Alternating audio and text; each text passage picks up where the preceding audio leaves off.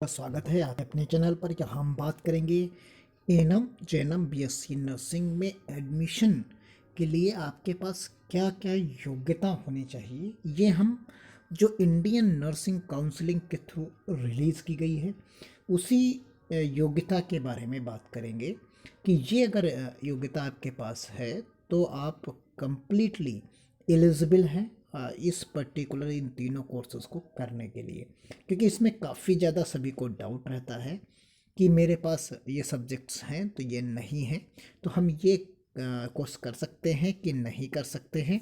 तो ये एक ऐसा वीडियो होगा जो कंप्लीट इन्फॉर्मेशन लेकर उपस्थित है कि आपके पास जो जो सब्जेक्ट्स हैं इंटरमीडिएट में उनके अकॉर्डिंग इन तीनों में से कौन सा कोर्स आप कर सकते हैं और कौन सा नहीं कर सकते।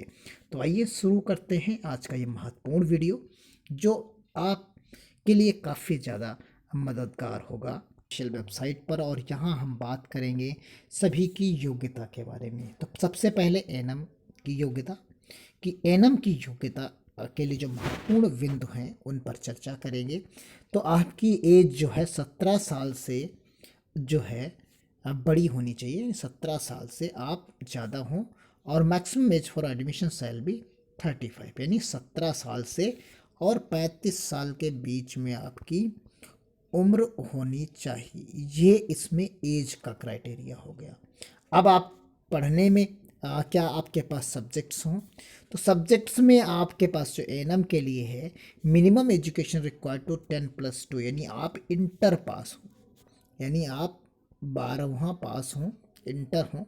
और इंटर में आपके पास जो ये सब्जेक्ट्स यहाँ पर लिखे हुए हैं वो सब्जेक्ट्स में से कोई सब्जेक्ट्स होने चाहिए, यानी mathematics, physics, chemistry, biology, biotechnology, economics, political science, history, geography, business studies, accountancy, home science, sociology, physiology और philosophy and the English core and elective और साइंस और health core only stream for passing out. तो यहाँ पर इन्होंने बताया कि आपके पास इंग्लिश होना कंपलसरी है, बाकी कोई भी इतने में से 2 सब्जेक्ट आपके पास हों, कोई भी 2 हों और एक इंग्लिश आपके पास कंपलसरी हो तो आप फॉर्म को भर सकते हैं। यानी कहने का मतलब है कि आर्ट्स और science examination conduct bye national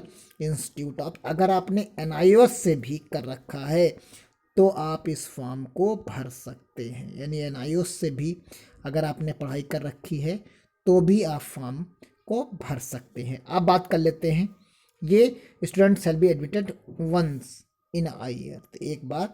फिर यहाँ पर जेएनएम की बात कर लेते हैं। तो जेएनएम में वहाँ तो आर्ट, साइंस, कॉमर्स कोई भी भर सकता है।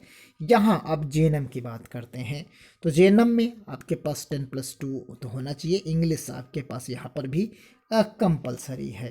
तो यहाँ पर इंग्लिश कंपलसरी होने के साथ साथ यहाँ पर आप देखेंगे कि 10+2 आपके पास इंग्लिश हो, 40% से ज़्यादा हो और आप साइंस सब्जेक्ट से पास आउट हों।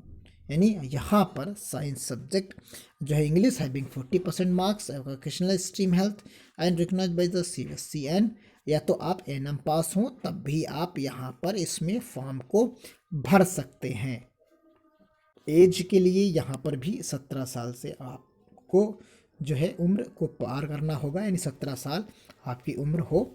फिर उसके बाद बीएससी नर्सिंग की बात करते हैं। तो बीएससी नर्सिंग जिसके बारे में आप काफ़ी ज़्यादा लोग पूछते हैं, तो ये 17 साल से बड़े हों और ये किसी जिस साल में फॉर्म आता है उसके 31 दिसंबर तक ये चीज़ें हों। अब यहाँ पर 10+2 आपके पास हो और पीसीबी होना चाहिए इंग्लिश में।